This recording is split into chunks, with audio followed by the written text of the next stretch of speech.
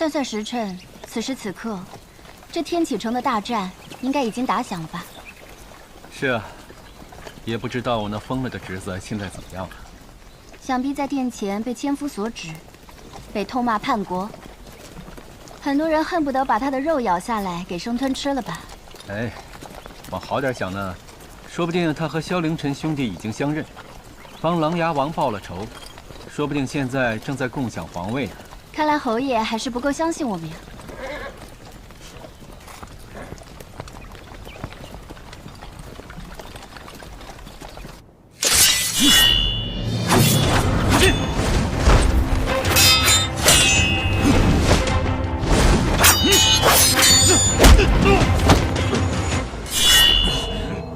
锦卫，你干什么？你疯了吗？师父当年的心愿，你们都忘了，可锦卫还记着。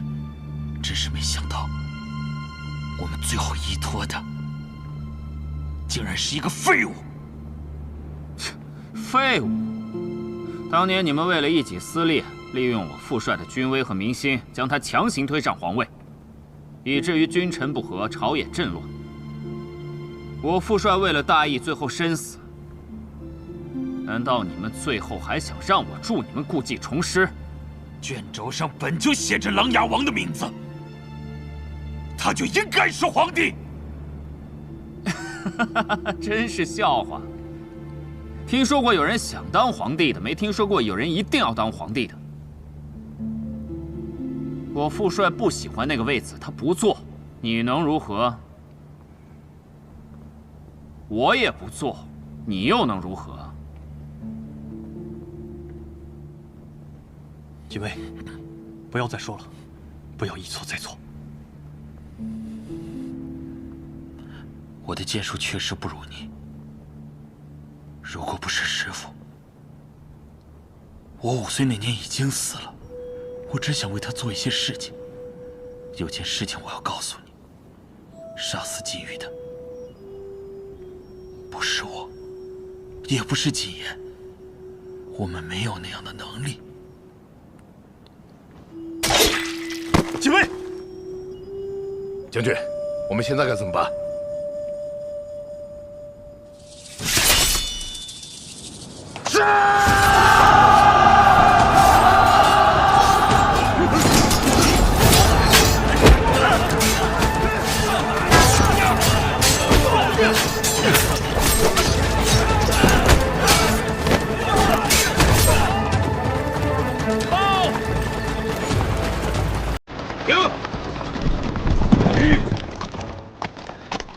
禀将军，前方有军队。军队？是陈奎的夏军前来会合了吧？以他的速度，应该要慢一些来才是。不是夏军，是守卫天启城的王离天军。王离天军？前辈，天军可信！真的是王离天军？他们怎么会出现在这里？想必程叔叔应该很疑惑吧？为什么我爹在攻打着天启城，我却带着王离天军出现在这里，阻拦着上军和下军？唉，有时候侍奉的人太厉害，我这谋士也显得有些多余了。我原本还有几分担忧，但是看到他们畏畏缩缩的样子，现在多了几分自信。看来萧瑟真的下对了那部扭转局面的棋啊！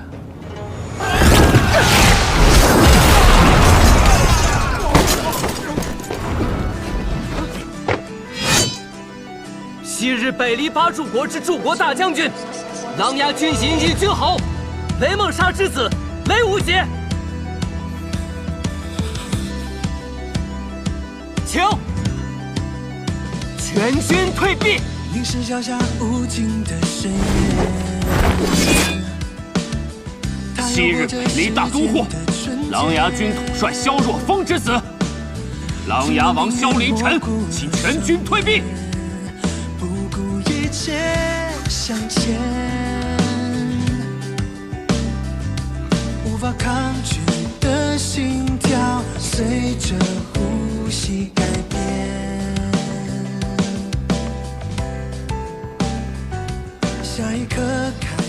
明德帝之子，琅琊王萧若风均属学生。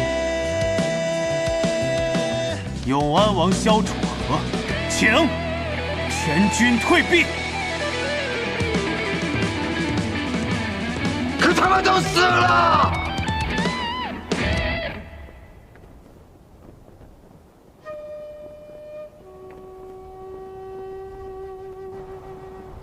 北离大都护，银翼军口都死了！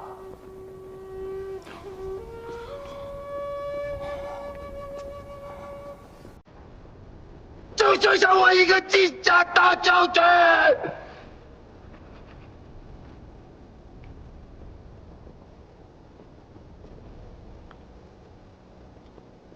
楚河，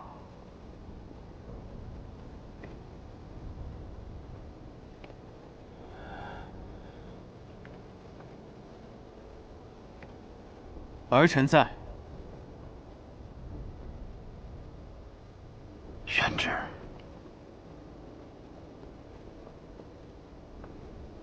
旨从何来？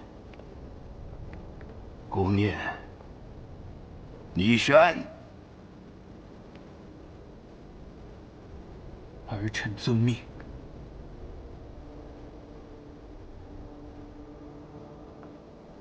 明德16年，琅琊王谋逆之案。明德16年，琅琊王谋逆之案。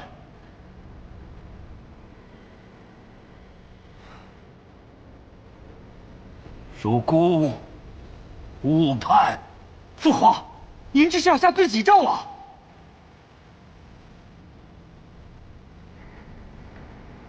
念，属孤，误判。琅琊王萧若风，为国为民，担心节律，却惨遭奸人陷害。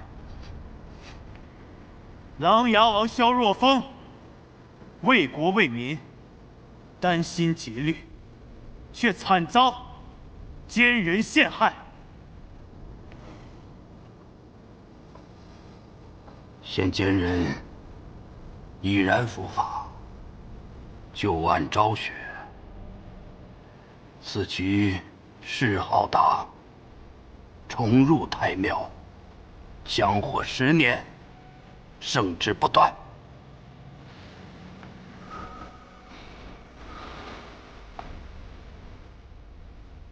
现奸人已伏法，旧案昭雪。赐其谥号达，重入太庙，香火10年，圣之不断。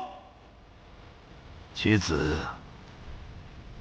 萧凌晨承其爵位，袭琅琊王，赐宣武将军，可重召琅琊旧军，并3军之外，直隶帝王。其子萧凌晨承琅琊王爵位，袭琅琊王，赐宣武将军，可重召琅琊旧军，并3军之外，直隶帝王。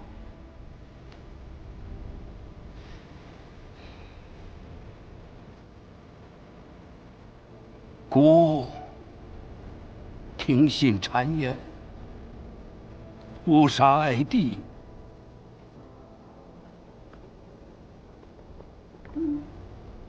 愧悔无地。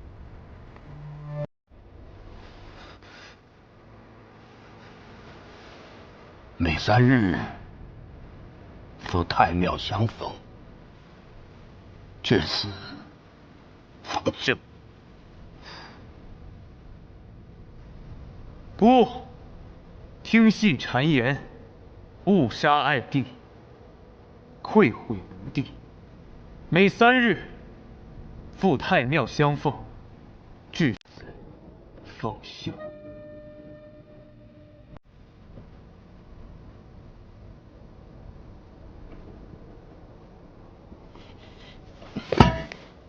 臣领旨。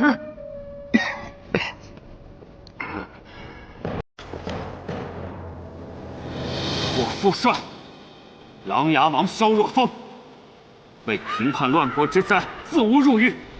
当年天启成乱之夜，乃是我与父帅亲手谋划。我父帅为了国家安定，舍一身荣耀于法场上自刎以定天下。尔等作为我父帅的马后之兵，不与将军之令为首，反兵至皇城，要谋乱天下，还配得上琅琊君3字吗？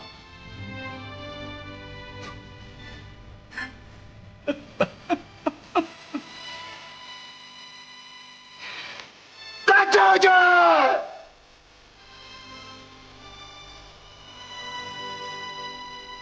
你怎么就这么不愿意做皇帝啊？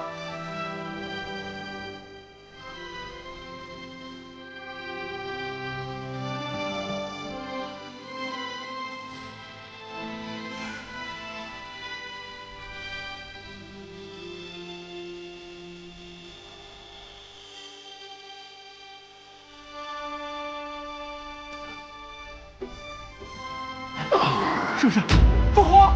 圣上，父皇！父皇！父皇！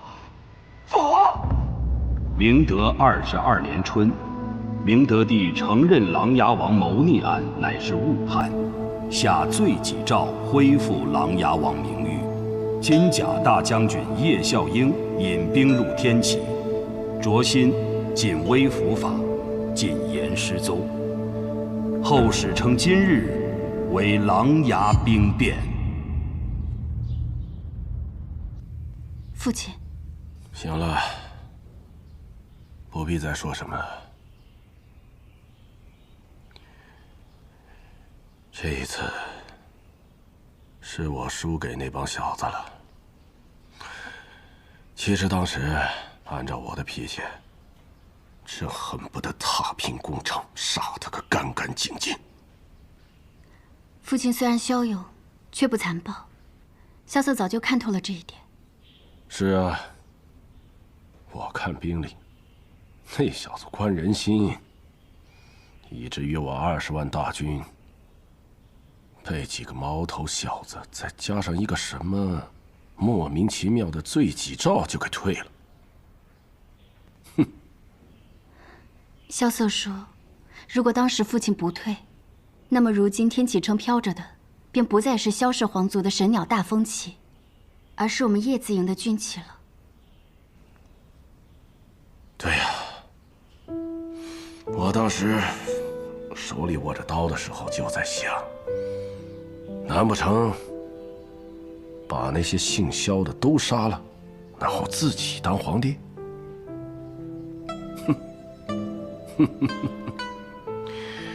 可是你爹杀朕杀人还行，哪里做得了皇帝？所以也就罢了。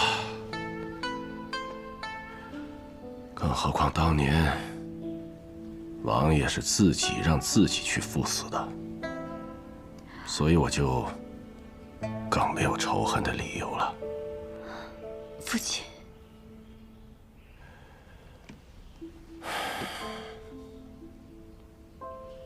闺女，你爹老了。当年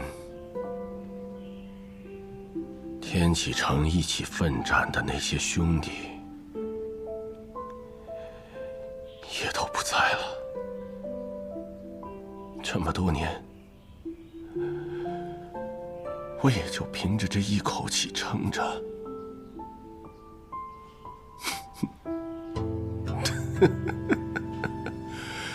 现在也没了，没了。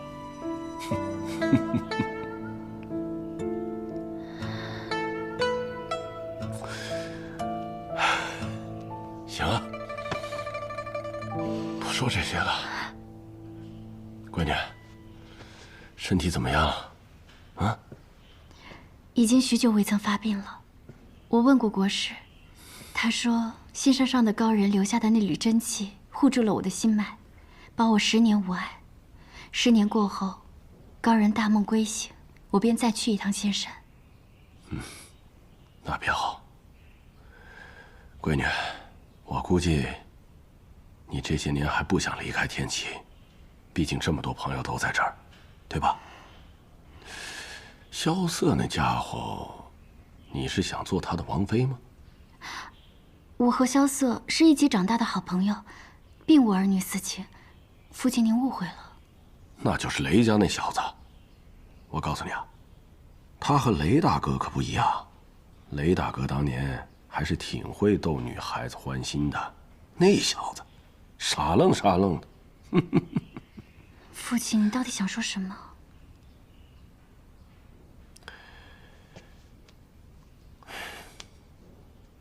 闺女啊，爹是在想，爹走了之后，谁来照顾你呀？父亲要去何处？傻闺女，这番事情之后，你以为你爹还能待在朝中啊？哼！明德帝不降罪于我，那是因为他不敢。我若不知罪辞官，那下面那些人总会以为我还想再打一仗，那他们连觉都睡不安稳。这样，你替我拟份折子，就说告老还乡。当然，也别急着给，等他1个月，让那些满怀鬼胎的人这个月都睡不踏实。父亲要去凤栖山。对呀，你娘就葬在那儿。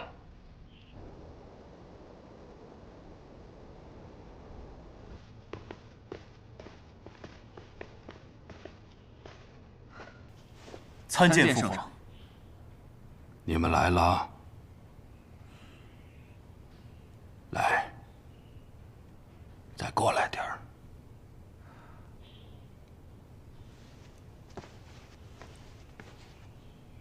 这次的事情是你们2人一起商量的吗？他给我打了个谜语，我便赌了一把。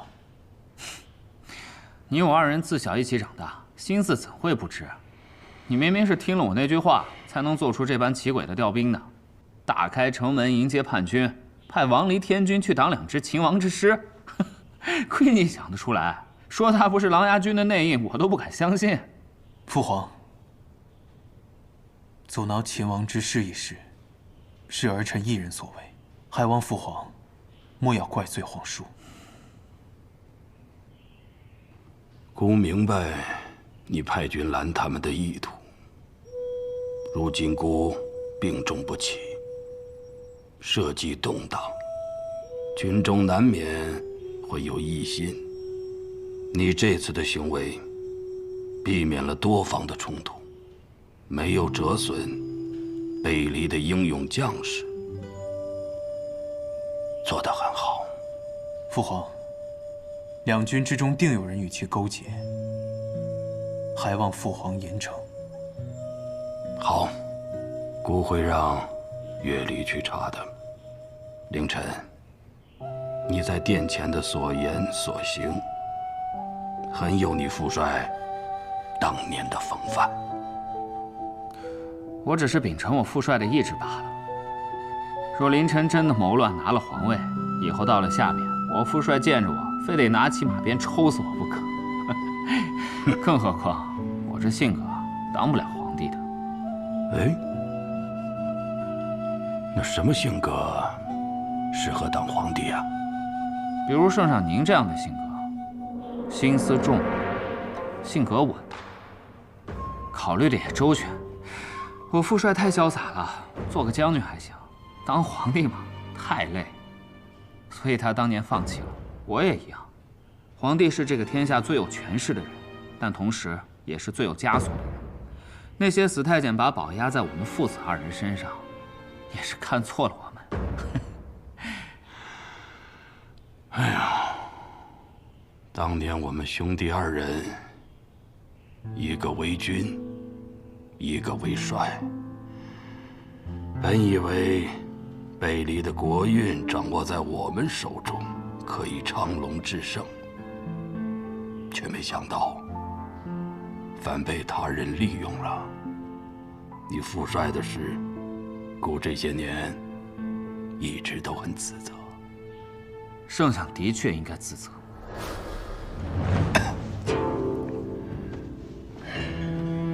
说下去。那件事我如今已经了解的差不多了。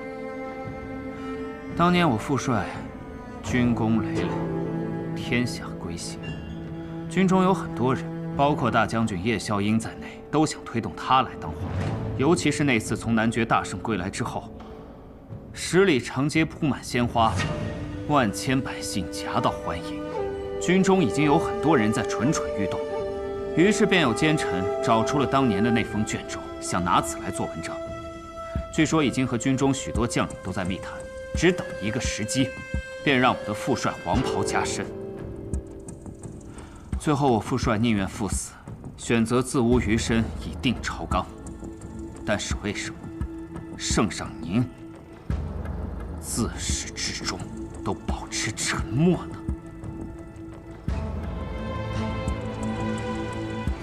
我明白，这是你们君臣之间的默契。你清楚他的打算，他明白你的心思。可是当年，其实还有第二种办法呀。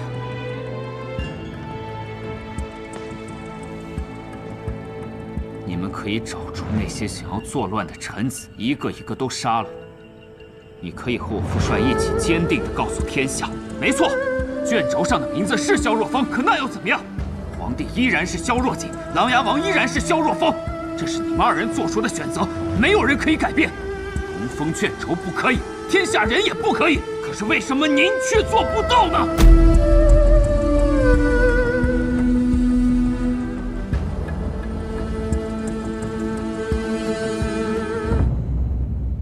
因为那么做有风险，那样做会让您的皇位不稳。它会严重影响到天启城的安定。那些在夺嫡之战中败落下来的王爷们，随时会兵至天启。朝中反对您的大臣们也会伺机而动。圣上，凌晨说的对吗？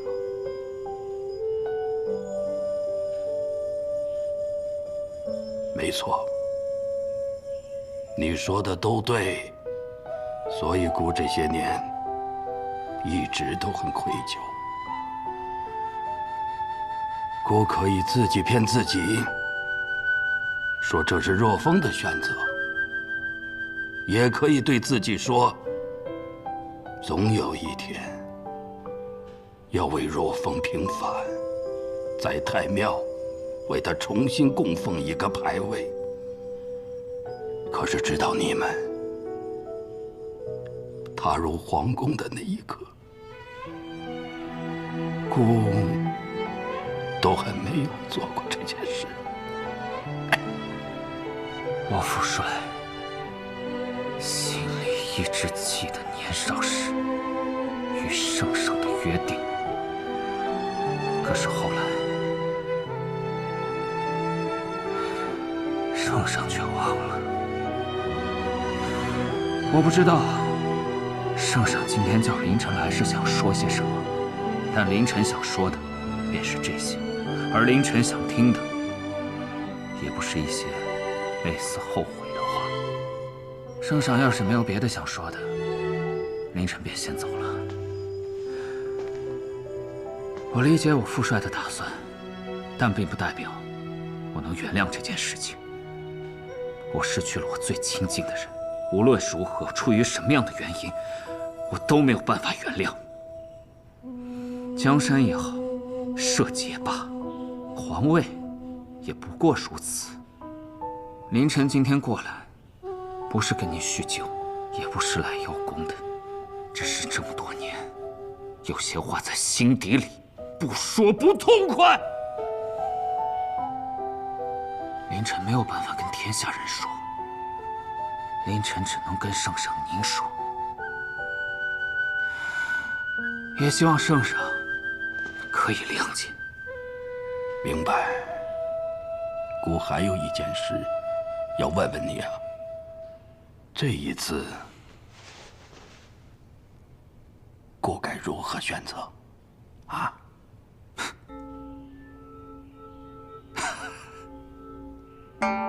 圣上，其实很简单，您最痛恨哪位皇子，就把皇位留给他。皇上这个位置啊，注定是孤家寡人，做不痛快的。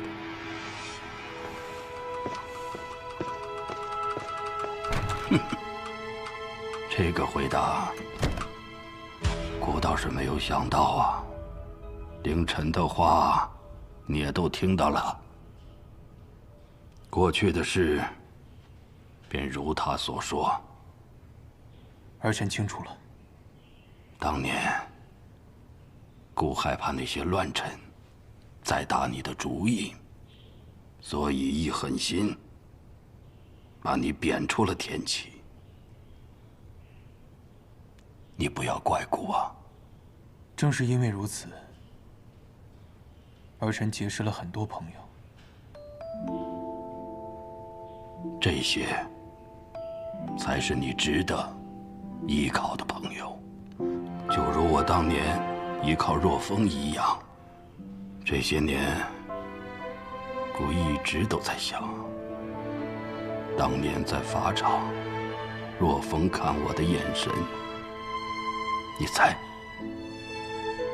姑看到了什么？那日儿臣并不在场，不过我猜，你在他的眼中看到了失望。他在百姓的眼中是神人，他在百官面前是圣人。可是当朕下令斩他那一刻，他一定对我这个哥哥很失望吧？父皇，说，儿臣有事也想问，但是怕说了之后你会难过。说吧。既然今日把你们都唤来，就是要你们说完当年的那件事。说吧。我在想，当年的情势是否真的有那么紧急？从琅琊王被诬入狱，直到问斩，这之间的时间过得是不是太快了？倘若不斩他，真的会引起叛乱。那叛乱真的有这么容易爆发吗？如果真是如此，那么那些人又怎么会任由他被杀死呢？你说了凌晨不敢说的话。祝贺，你很好啊，这么多年你是一点都没变呐。是，姑那么快就杀了他，是因为姑惶恐啊。其实没有那么多的原因，就是因为姑在那一刻成了被捆绑在皇位上的人，知道吗？多谢父皇解除儿臣疑惑，儿臣告退。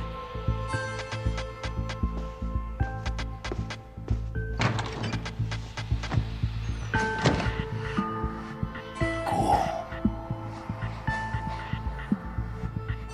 对自己也很失望。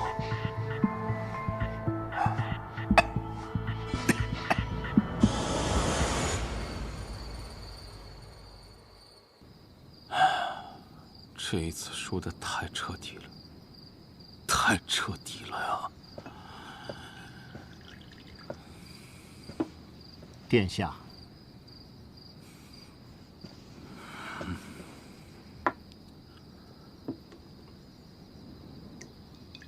本王本想着此一番，天下必定大乱，最后两败俱伤，只等我们坐收渔翁之利。可最后，不管是天启城还是琅琊郡，全都安然无恙，可笑，可笑。是我失算了。不是因为萧凌尘，是因为萧楚河。他让王离天军离开天启城，去拦上下两支秦王之师。我方才收到洛成军的信，他说领兵的一身绿衫是叶孝英的女儿叶若依，他们还以为叶若依是叶孝英派去的。便是萧楚河的这一招起，就让我所有的部属都功亏一篑。殿下，这输了就输了吧。不过，这次纷争之后，还有一些东西留了下来。你是说百官联名？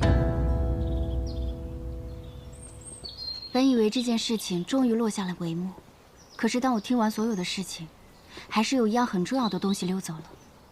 简言手上那份名单。简言公公手上有一封琅琊兵变的所有朝廷官员的名单。可是这也是为什么萧凌尘率领20万大军可以顺利到达天启的原因。有这份名单，相当于扼住了那些官员的咽喉。要不咱们也去抢抢？我看你最近心情不错，倒是学会开玩笑了。毕竟已经了却了一桩心事。不过这件事我可不是开玩笑。这份名单若是让萧雨拿到手，他必定再起波澜，利用这份名单威胁那些官员为其谋事，绝对不能让他拿到。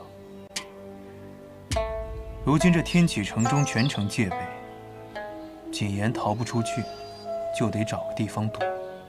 你猜他会躲在哪儿？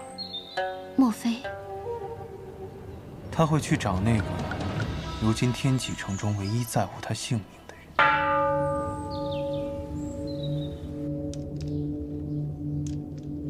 有件事我要告诉你，杀死禁欲的不是我，也不是谨言，我们没有那样的能力。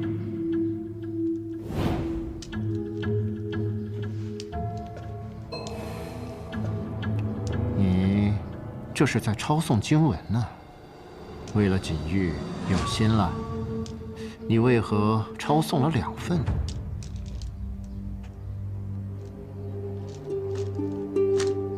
另一份是给锦薇的。锦薇和我们兄弟一场，也是应该的。小时候，我不常与你们在一起，而谨言又一直跟着卓心公公。其实，你、锦玉、锦薇3个人是一起长大的吧？所以我要为他们报仇。锦玉的死的确有蹊跷，尚有仇可寻。而锦薇死于谋乱，又能找谁去报仇呢？琅琊军能够这么顺利进入天启城，恐怕他们自己都没有想到吧。这一切的背后，我总觉得有一双手在推动着发展，而锦薇他们只是一颗棋子罢了。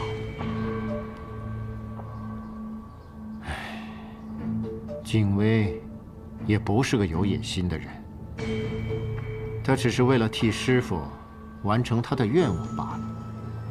不过有一个人，他绝对不会是我们的兄弟。你说谨言？是，他必须死。倘若他来找你的话，你留住他，然后告诉我。但如果你不这么做的话，5大剑以后只剩下1个人了。你在威胁我？不是威胁你，我是怕你做傻事而已。大剑，你也卷入了这次夺嫡，你支持赤我，那又如何？但是五大剑指应该对明德帝一人忠诚。你知道当年师傅他们为什么在琅琊王撕毁卷轴之时一言不发吗？他们呢，当时早就屈服于新的帝王威严之下了。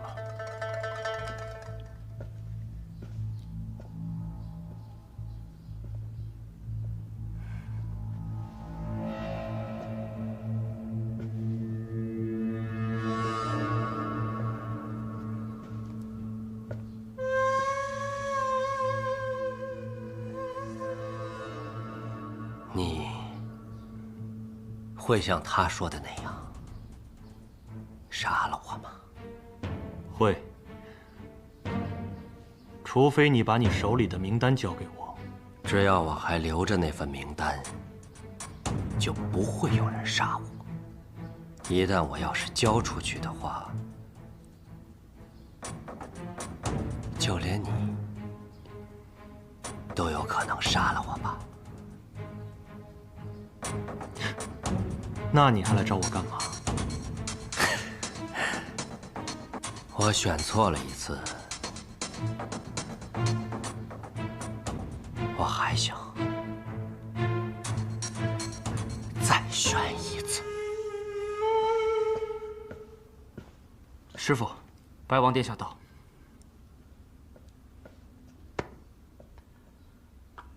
这天启城中，应该没有别的茶能比锦仙公公这里更好了。殿下谬赞了。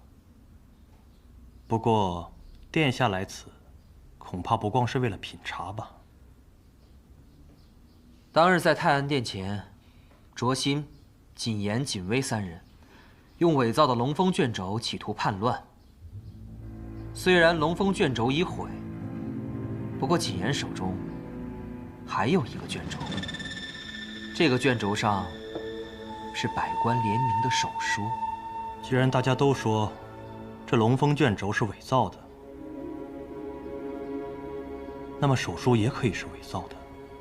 可当时所有人都已经听见了，此事已经传开，朝野上下很在意这件事情。所以殿下也对那份名单有兴趣。父皇已经下了口谕，从今日起，本王代大理寺卿负责彻查此事。白王居然去了红青殿，看来大家都猜到了，锦仙公公是锦言公公最后的救命稻草。只不过锦仙公公的交道可不好打。二哥有圣上口谕，天启上下就没有他不能打的交道。毕竟谁都不想下天狱。有一件事情我不明白，圣上为何要将此事交给白王？